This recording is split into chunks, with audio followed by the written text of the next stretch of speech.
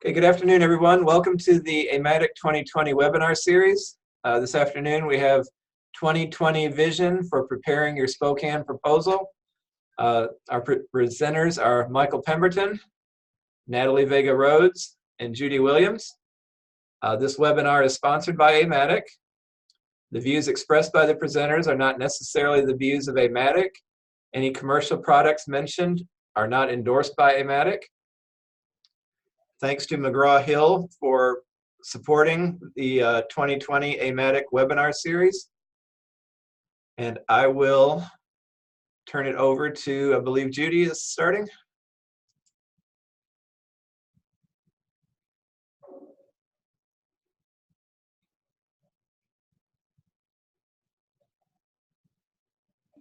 Well, welcome everybody. Pat's already told us the title of our webinar today, but we hope this is really helpful to you to get ready for the conference this fall in Spokane. For those of you who have not been to Spokane, I was there this summer, thoroughly enjoyed myself, lots of great restaurants and fun things to do, as well as the conference. And of course, we want you to submit proposals so that you can be part of that conference.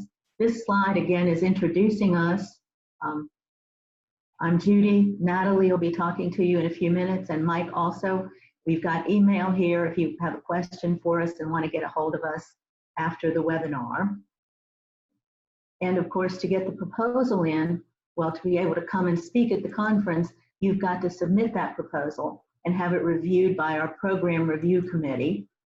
And we're trying to give you hints. You may have seen the video that's around from YouTube where Sasquatch is explaining how to do this. And he did a very good job, but hopefully we can give you a few more tips today and answer some questions that you might have.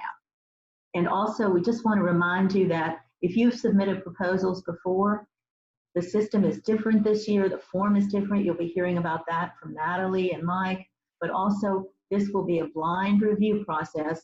People reading your proposals will not see your name or your school, but they will just review it on the merits of things you're going to hear about as we move along here.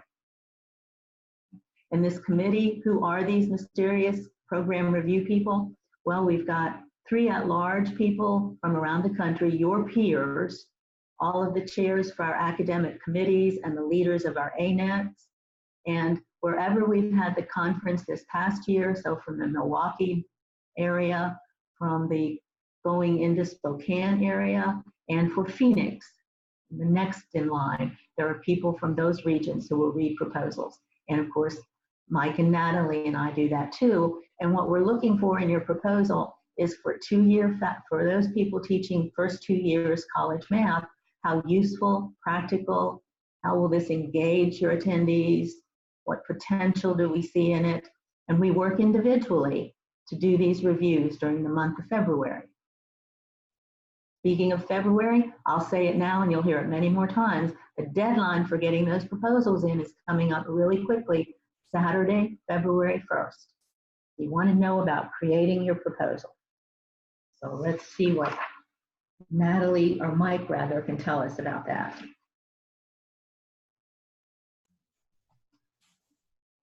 So hello everyone, I'm Mike Pemberton. I'm in Lansing Community College. I'm going to talk about the very first step in preparing your proposal. You'll need to choose what type of presentation that you're going to make. And there are several different types of presentations that you can submit a proposal for. There's the 25-minute mini session. There's the 50-minute session, or you could be part of a panel discussion. You could do a 2-hour workshop. You could be a facilitator for the chat and choose session, or you can present a poster. But keep in mind that say you submit a 25-minute mini session and we feel it would be an excellent 50-minute session, we may offer you a different presentation format than the one that you've selected during the submission process. So for sessions, panels, and workshops, you are limited to 4 presenters. For the sessions and panels, you're allowed 50 minutes to present your topic. And one thing to be certain to say in your proposal is how are your sessions or panels going to help faculty? that are attending your session or panel. The workshops are for 2 hours, and they are reserved for requiring a more in-depth treatment than a 50-minute session would. And one thing to really include would be, how are your participants of the workshop going to be actively engaged in those 2 hours? So make sure that you include that in the description of the workshop.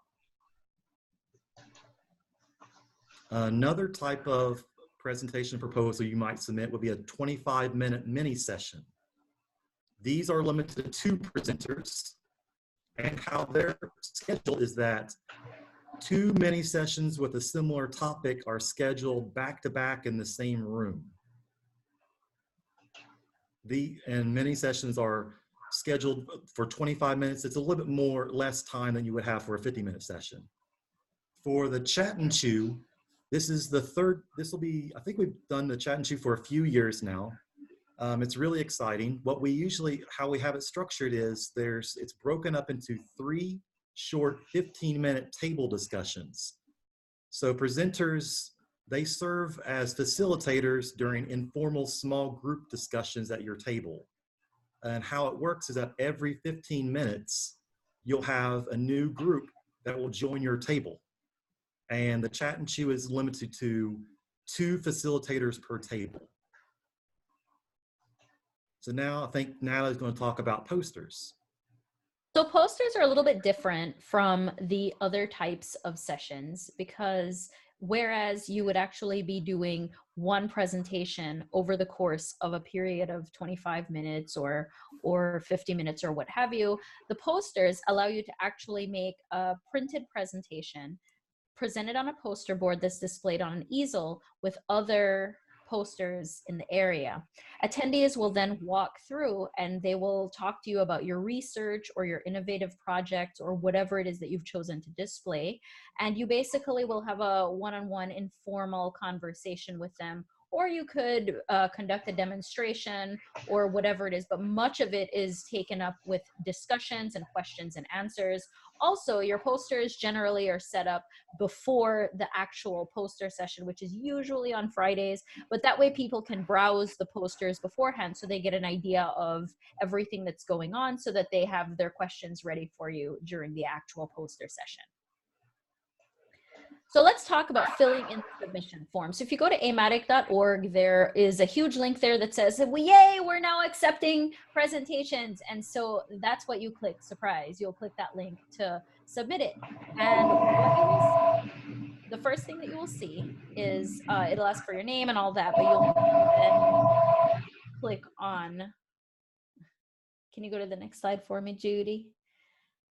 Thank you. So you will then see the title, and there's some information here about the title. This is the first thing that folks see when they're getting ready to decide whether or not they want to, what sessions they want to go to. And so it needs to be compact, but it also needs to be eye-catching. So we have limited it to 70 characters, including spaces and punctuation, to make sure we have enough room for it in the program. It also, you should not use the first person for it. And you've seen that we've got the Spokane theme going on where it's 2020 vision for the future. It'd be cool if you use the theme, but don't feel compelled to use it if it doesn't fit what you're actually trying to present. So what we're going to do now is we're going to show you a couple of titles and we'll talk about them. So here's the first one. Help students get 2020 vision using data analysis to become as famous as Sasquatch. So this one is, sure, it's catchy. Sure, it uses a conference theme, but unfortunately, it's over 70 characters, alas. So this isn't something that you can easily look at and say, okay, now it fits one line and you can read it. All right, the next one is how I help my students love math. I talk about this all the time. All my students love math. However, it is very general and it uses the first person. And so this would not necessarily give attendees a good idea of what they will actually learn in your session and what the session is actually about. So the third one is intense, and I'm not going to read it because it's long. But again, here is another reason why we want those shorter titles, so that you can just have like kind of a soundbite, really quick snippet of what you will see. Also, there is the case of capitalization, that you want to make sure that you're capitalizing the right things. And last time, or the last one, this one uses WebAssign, MyMathLab, Connect, or MyLab Math, Connect Math, all these different things. We cannot have commercial products mentioned in a session. Judy, is there anything you might like to add that I missed out? No, I think we're fine here. Okay, awesome. And again, sometimes folks just look at the title to decide, do I want to go to this session? And so it's really important that your title is eye-catching and also short. Oh, So again, maybe one thing on those, Natalie, sorry, one thing on those commercial products, it's just that we have exhibitors who support our conference and come and demonstrate their products. So we don't really want to give a heads up to any one of those over another one. And it's fine to talk about using online homework systems, other phrases, but general, and the focus should be on whatever you do for pedagogy, and not on how to use whatever technology or it is that you're talking about. Okay. Also, by the way, if we're going through anything and you have questions, please do feel free to type it in the chat. We are monitoring that, and we can definitely address it as they come up. So in addition to your title, the next thing that you'll need is a 50-word summary. And this is printed in the program and on Guidebook. Again, there is a cap here at 50 words. And the idea behind this is that you want it to create interest. So they've read your title and they're, oh, I must know more. And so here's where they get to see the 50 words about what your session will be about. Just like with the title, you want to avoid first person, but it's a tiny sales pitch for your session, so to speak. And so we're going to talk about, Judy is actually going to talk about our next portion. Yes, we're going to let you be the reviewer. Tell us what you think. We're going to show you 3 different titles and summaries. Read through them. Use the guidelines that we've been discussing, and then you're going to get a chance to vote. Would you accept this proposal or not, based on simply the title and the summary that you're seeing? So here comes your first one. And I'll just be quiet and let you do the reading.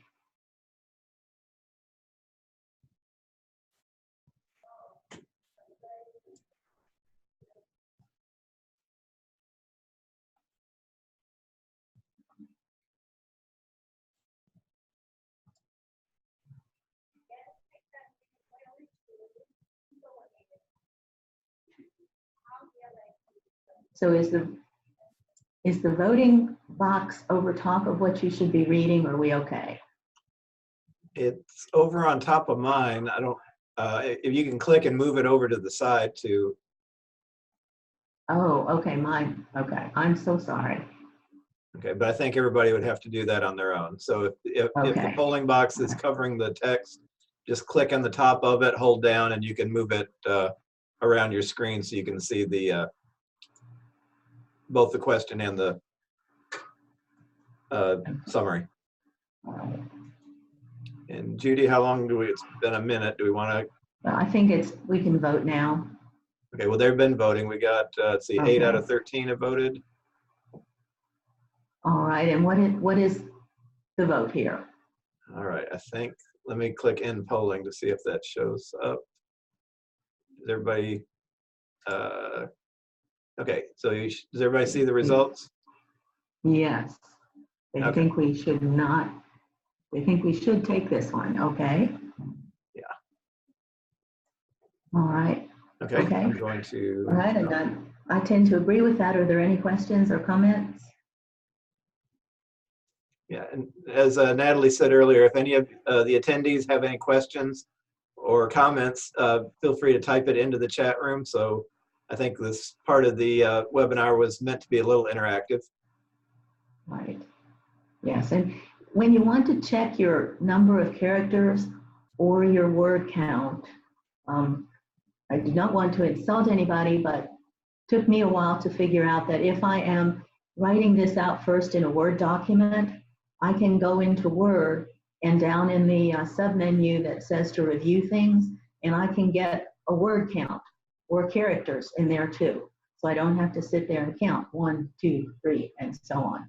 So just in case that helps anybody. But here comes example 2.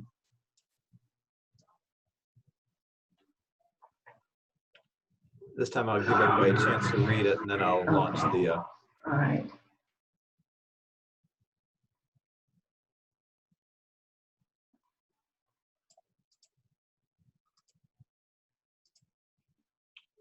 Okay, and here comes the poll.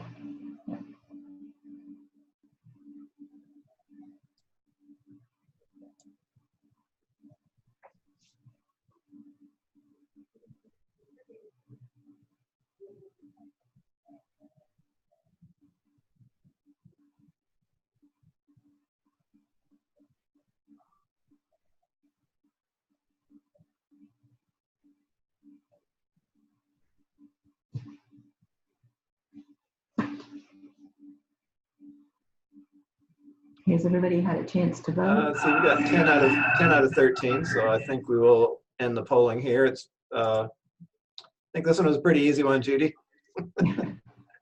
All right. And what is the reason you're telling me no there? Okay, so if we can get some of the attendees in the chat, why would this one not be accepted?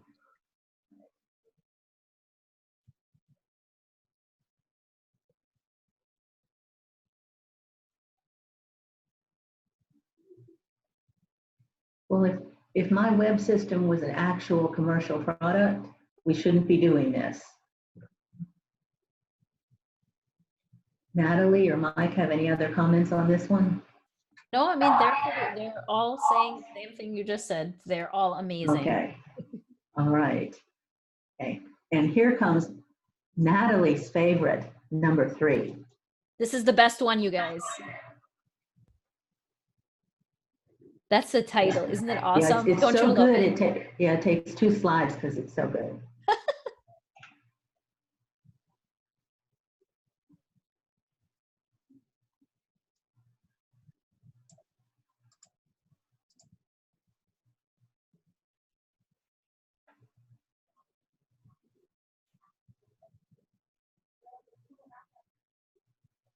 Okay, so I'm going to open up the polling.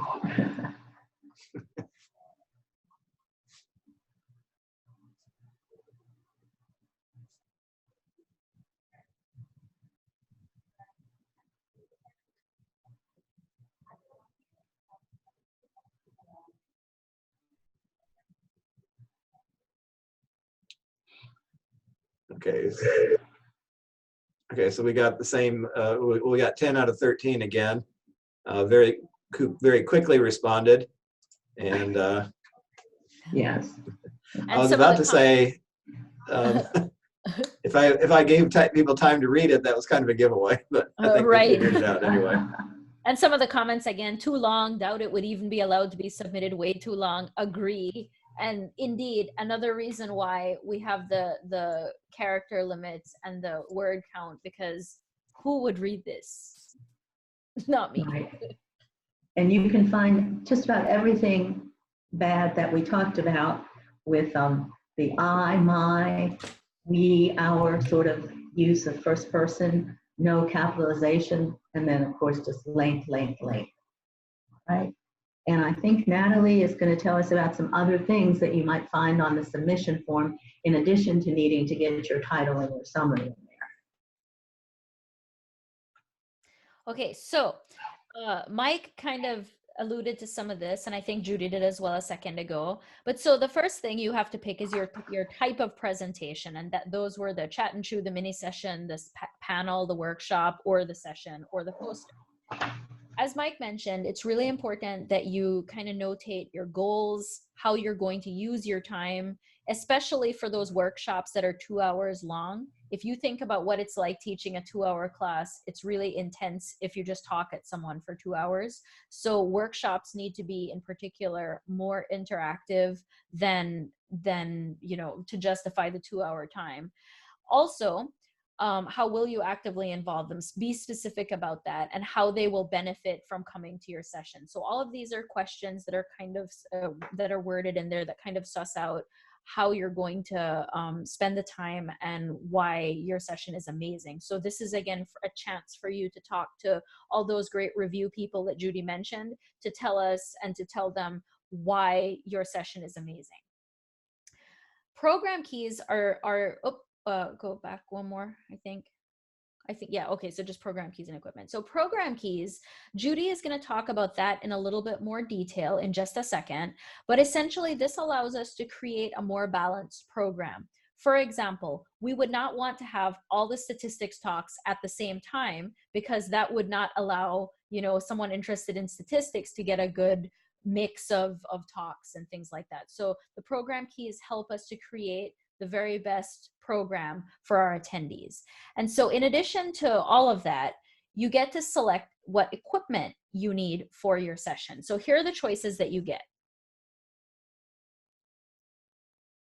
So you get to choose at most 2. You can see on the first 3 bullets that the projector is provided. So you've got a projector, no problem, you can check that off. If you also need internet can be provided for you, the speaker, or audio, again, to amplify your computer's sound. So if you've got a video that you want to play, you'll definitely want to check that you need audio. If for whatever reason you need to access any websites live and you can't take screenshots of it or something like that, that would be a case where you'd select internet. But in all those cases, the projector is provided. You can also select a whiteboard. If there's a reason that you'd need a whiteboard in your session, you're welcome to choose that as well. But one thing, and we've put this in big bold letters, we want to let you know, what is not provided is your laptop. So you do need to bring some sort of device that'll connect, and if your proposal is accepted, we will send you information on connection and stuff like that. But you do need to bring your own device that will project onto using the projector. Okay, so Judy is now going to talk about our amazing program keys. Well, if you've looked at an AMATYC program book or used our app at the conference, you've seen these little letters that appear with the title and the summary of your talk. And basically, we use them to help us balance out various topics, give you lots of options to go to, but as Natalie said, not put everything focused on one topic at the same time, so that you get as much chance for variety as possible. But this year, we spent last summer with committee chairs, ANET leaders, going over and over the keys, trying to update them to represent what AMATYC really is involved with these days. So we have 11 different keys, but let me explain to you how they might be used for a specific talk. So suppose, now why did we go back? All right. So suppose that we have a department that wants to tell us how they organized a workshop, funded partly by a grant, to show how to use Slack, a communication tool, to encourage student engagement in their statistics classes. Well, you can see all the alphabet scattered throughout there. I'm not going to try to show you all 11 program keys right now. You can find them on the AMATYC website, but look at how they're organized and structured in their revision. The DP stands for Department, Division, Issues, and Professional Development. And notice the bullets underneath here to try to clarify more for you what's going on.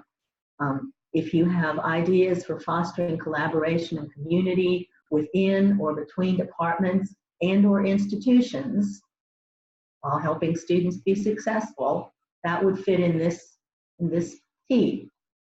Or strategies to help faculty improve or evaluate their teaching and working on implementing best practices. That goes here too. Or our adjunct faculty, who are so important to us. Anything dealing with their needs or preparing them or including them, that would go here too. So if we're getting together with our department for a workshop, that would be in this category of the DP, Department Division Issues, Professional Development. Also, you want to help your students be successful based on what you're doing here. So that fits under the SM, Strategies and Mindset for Success.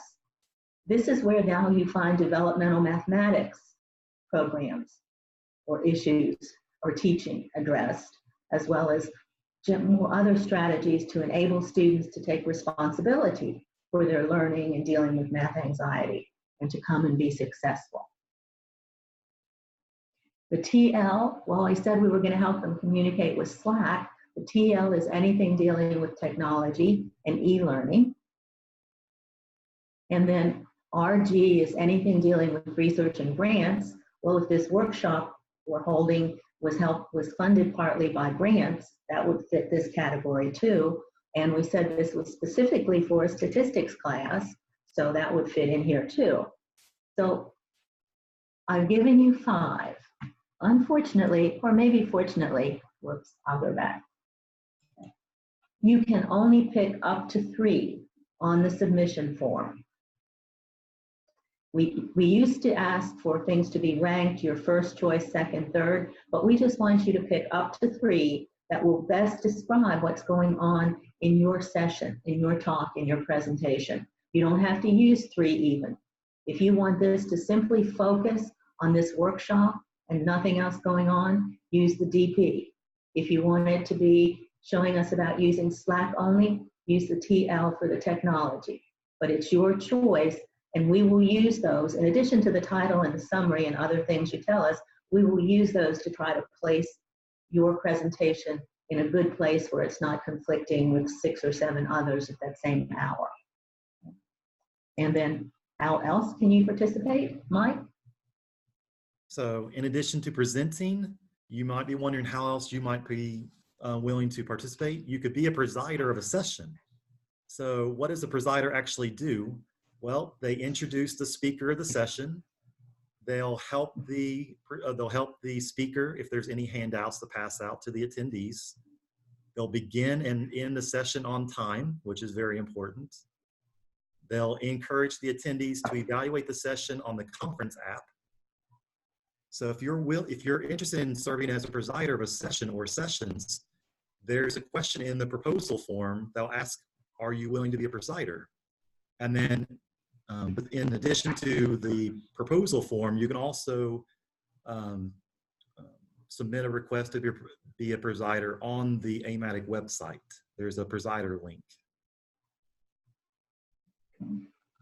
And remember, what's the deadline for submitting your proposal? Saturday, February 1st. Don't miss it because there is no extension. So please put that on your calendar. Make sure you got that proposal submitted. And then questions for us, type them in the chat box and we'll give you our best answer.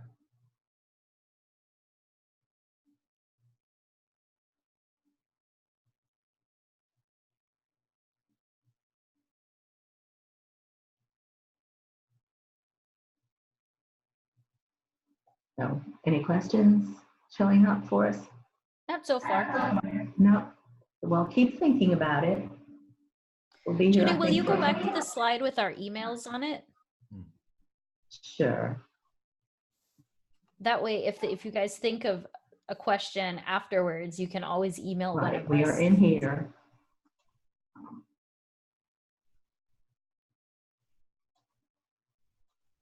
Or you can ask us now. We're so excited for your questions. Right. And you've got this information here. We're also on the AMATYC website with the conference information. We'll be glad to answer questions, give assistance. And sometimes people ask, well, what Judy, topics? can you share your screen? Oh, did I do that? Wait a second.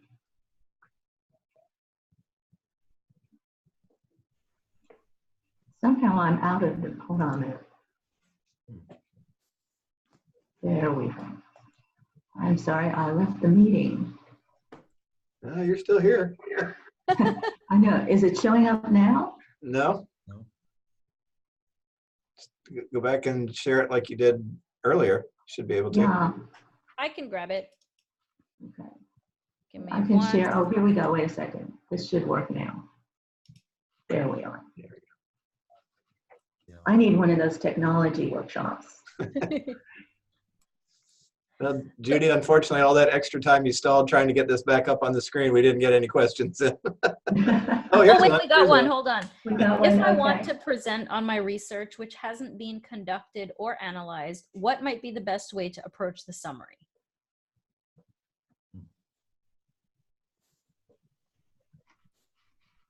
Do you want to address that, Judy? What is, the research has not been started yet? The research has not been conducted or analyzed, and so how do we summarize this? Maybe we're talking about a project that's upcoming. That would be Okay. done by the time the conference came, but right now, Would be- Okay, you can certainly submit that, telling us what has been done so far, what is planned for. I don't know how some reviewers would appreciate that, you know, but you can put it in and we'll see what happens. Sometimes folks will tell us, I just started and I've gotten this so far and I have plans for part B and I'll be back next year, that sort of thing. So Brooks, let us know if that answered your question. We have another one, an observation from Jerome. He says, it seems a little early to create his presentation and he recognizes that we need the time. And so that's true. We do, we spend actually over February reviewing, and it's, as you saw, the large group of people that reviews. So they have a month to go through however many hundreds of proposals we have. Then in March, we spend most of March putting the program together. After we have the program together, in April, we start putting the publications together, and that takes us through, by the time we get through the review process and everything, we're almost into August and September trying to get the rooms reserved and structured and all those things. And then before you know it, conference time is upon us. So we do know that it is early in the year, but we use every bit of the time to make sure that we can put on the best conference for you guys possible. Yeah, thanks, Natalie. That is true. Time seems to fly by, but there's a lot that needs to get done to go into this. And then we have a comment, from Kenneth. Thanks for the explanations, particularly the one with the program keys. It'll help in streamlining or directing a presentation to be of most value for attendees. And by the way, the group did such an amazing job with redoing the program keys. We're really excited to see how they work this year. If I am submitting a poster for project access, do I need to state that in some way? There is a comment field somewhere, but if you have your name written down, we know who the current project access fellows are. So if you wanted to write it in one of the, if one of the fields that say, if you have any more comments, you can type that in there. Otherwise, you don't have to. Oh yes, Natalie, thanks for mentioning that comment field. Make use of that. If there's something specific you want us to know about the presentation or something that's gone into it, or sometimes people will just put a message in there, I would like my office mate so-and-so to be my presider.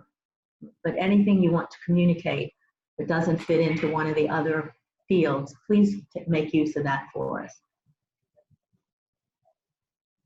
Also, Caitlin, I'll be emailing all the project access fellows. Lisa and I will be communicating with you guys about your posters as time goes on.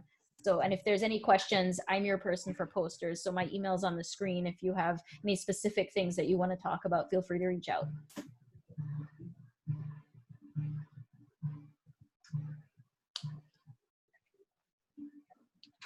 are there any other questions from the audience?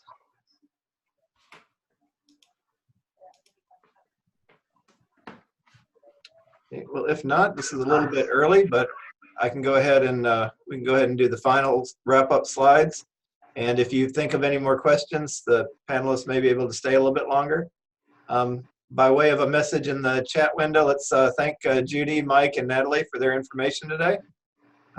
Good session. Hopefully get a lot of good proposals.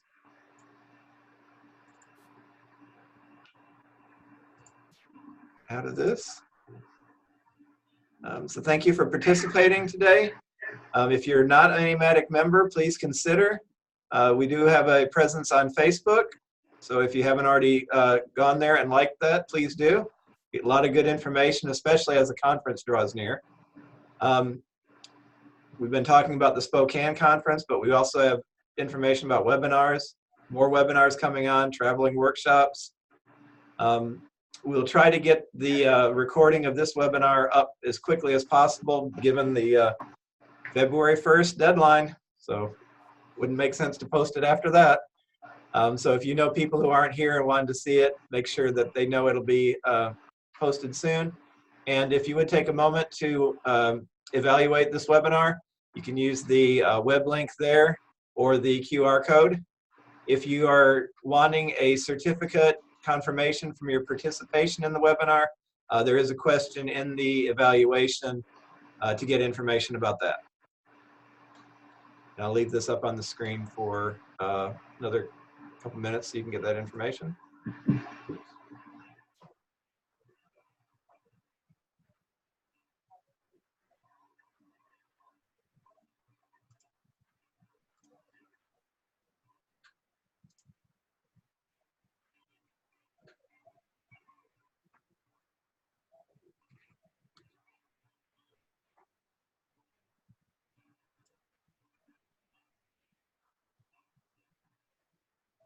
Okay, I will put the link in the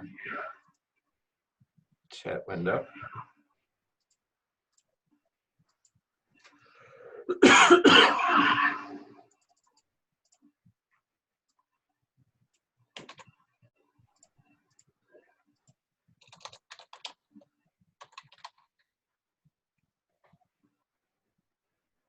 Okay, well, Judy, Mike, Natalie, thank you for your time. Participants, thank you for coming. Good luck with your presentations. I know Judy, Mike, and Natalie are very busy, but I'm sure they would like to have a lot of good presentations to choose from. So we can make Spokane a great conference. I'm going to stop the recording